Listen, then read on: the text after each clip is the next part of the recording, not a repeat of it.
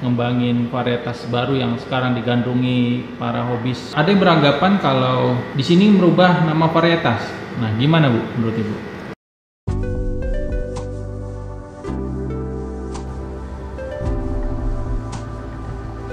Penelitinya ada berapa orang Bu total untuk anggur? Sebenarnya untuk yang dari awal sampai sekarang saya dengan Bu Emi, cuman kita ada yang membantu seperti Bu Sriwidianisa di hama penyakit. Kenapa? Masih terbatas jumlah penelitinya, perlu. Iya, kalau untuk anggur masih terbatas. Ayo dong, semangat lagi, tambah lagi. Kan makin banyak ntar yang menghobi, gitu kan? Iya. Makin booming. Di Indonesia itu tanaman anggur nggak bisa berhenti ya Bu, buahnya terus-terusan ya. Nah, ya itu Jadi salah potensi satu ya?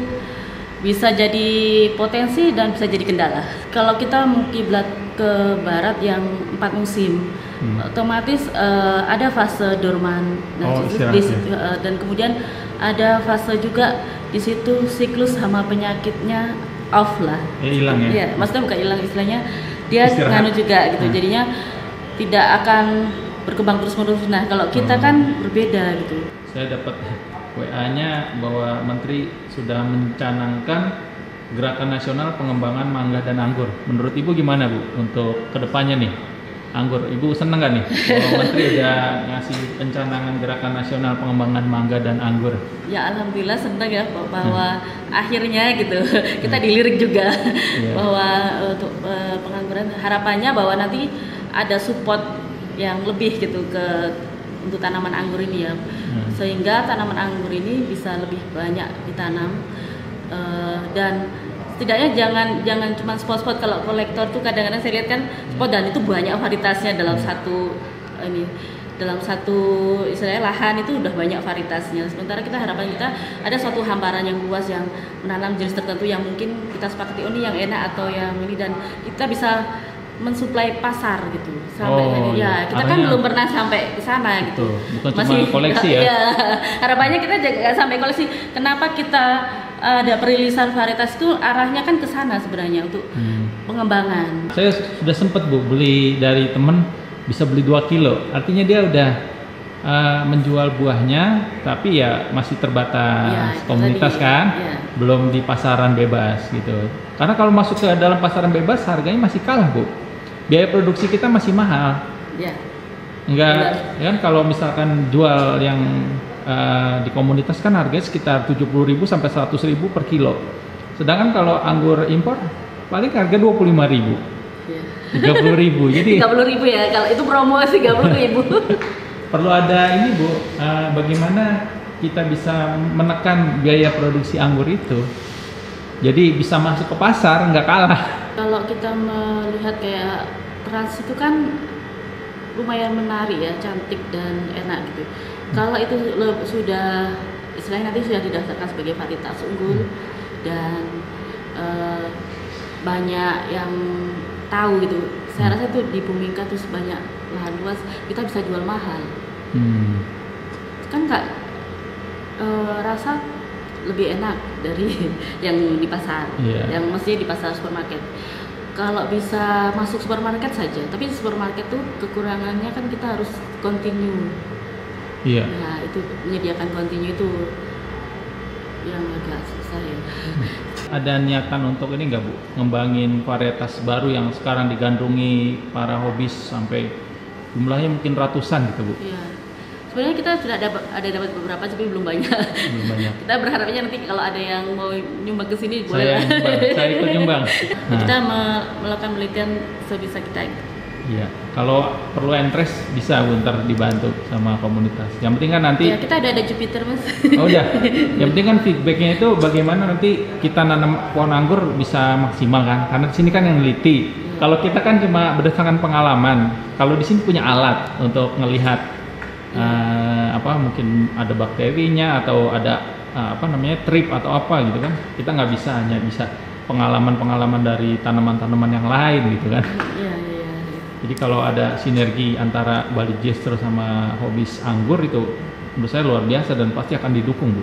Gini loh, maksudnya kita bisa saling sharing gitu, bahwa kita tidak melulu bilang bahwa kita lebih tahu, karena kan kadang-kadang pengalaman hobis itu lebih banyak gitu dalam menghadapi permasalahan-permasalahan yang ada, dan kita mungkin berdasarkan dari hasil-hasil penelitian baik sebelumnya atau yang kita kerjakan sendiri saat ini.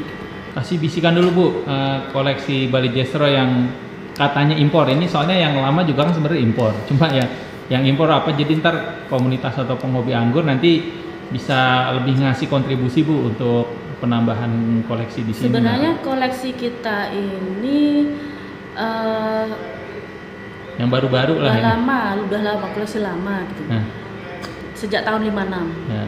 Meskipun ada tambah, dan sejak tahun 56 itu sebenarnya kita sudah ada koleksi sekitar awal-awal 56 itu udah 21 koleksi, terus bertambah. Sebenarnya kode BS itu sebenarnya kode asesi yang menunjukkan bahwa itu masuk berapa, sebenarnya kode BS itu sendiri sudah sampai 90-an. Tetapi waktu saya masuk di sini pun sebenarnya sudah tidak ada, sekitar 30-an. Jadi tahun 2005 saya masuk Bali Jestro dan menangani anggur, itu koleksi kita masih 30-an lah. Ini sekarang 93 ya? 93. Ya itu BS, nama BS, tapi itu kan banyak yang mati. Dan kita tidak menghilangkan kode BS itu, dalam artian tidak melupakan sejarahnya masuknya gitu. Cuman koleksi saat ini 55 itu pun sudah ada taman, misalnya saya dapat dari kolektor juga. Ada yang beranggapan kalau di sini merubah nama varietas. Nah, gimana Bu menurut Ibu? Ini terkait dengan pendaftaran varietas tadi. Oh, pendaftaran kan ya? Ya. Pendaftaran varietas unggul itu harus dilakukan ketika mau melakukan penyebaran benih. Penyebaran benih itu istilahnya istilah dalam undang-undang bahwa tanaman itu benih. Penyebaran benih itu harus kan disertifikasi untuk tujuannya sebenarnya kan melindungi konsumen juga gitu, bahwa itu varietas itu benar. Kan kita kalau ada benih yang berlabel itu ada tulisannya itu varietas apa. Terus biasanya ada keterangan-keterangan kapan produksinya, semacam itu lebih menjamin konsumen bahwa varietas yang ditanam itu sesuai. Nah, mengenai apakah varietas itu mau diganti atau tidak sebenarnya terserah kita, tapi memang waktu pendaftaran varietas itu harus ada nama yang diajukan, dan itu nama itu kalau waktu dulu sidang langsung untuk pendaftaran varietas, tapi sekarang kan sudah berbeda ininya. Dan waktu itu nama itu di ini juga istilahnya dinilai juga gitu. Oh, ini nggak sesuai atau nama ini tidak cocok gitu. Nah, itu ada penilaian juga. Waktu itu, tapi sekarang sepertinya penamaan sudah nggak terserah kita sih. Cuman kalau nama itu lebih Indonesia gitu, sebenarnya kan lebih harapan kita lebih mudah diterima gitu. Dan anggur ini kan sudah sejak tahun 56 kita mengoleksi lah setidaknya. Kadang-kadang kita khawatir apakah itu terjadi perubahan genetik apa tidak. Ya meskipun perubahan genetik itu terjadinya sangat persentasinya sangat kecil sih, tapi kemungkinan itu ada. Kalau kita menggunakan nama yang sama takutnya malah masalah ya. Iya, seperti itu. Oh, jadi alasannya ke arah situ ya. Tapi nggak mau menutup kemungkinan nama aslinya juga bisa juga. Tapi biasanya kok nama-nama itu kan banyak kan nama asing ya. Iya, nama asing. Iya. Kita biasanya di Indonesia kan. Transfigurasi itu kan itu potensial Bu. Ya, sekarang banyak yang itu akan tetap Bu, nanti rencananya apa diubah? Ya, ini tergantung. Sebenarnya mendaftarkan varietas itu tidak hanya kita loh. Hobis kalau mempunyai surat izin pemasukan benih, istilahnya ada surat untuk mendatangkan varietas, itu bisa mendaftarkan varietas sebagai varietas unggul, sebagai varietas introduksi, tapi harus ada surat itunya, surat izin pemasukan benih. Itu lewat Bali Jestro? Bali Jestro bisa membantu, tapi sebenarnya itu lebih langsung ke pusat pendaftaran varietas di Jakarta.